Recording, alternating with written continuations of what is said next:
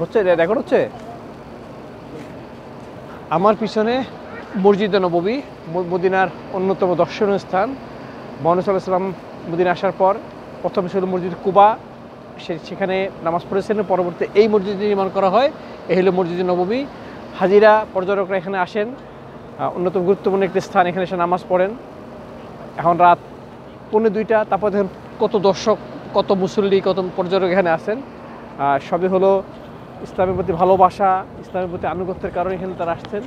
শত শত মুসলমান, ছেলে পুরুষ নারী সবাই এখানে আসেন। এই হলো মসজিদ নববী, ইসলামের একটি ঐতিহাসিক স্থান, দর্শনীয় স্থান, একটি গুরুত্বপূর্ণ স্থান। মানুষজন এখানে এসে নামাজ পড়েন, দোয়া করেন, আল্লাহর কাছে প্রার্থনা করেন। এই সেই মসজিদে নববী।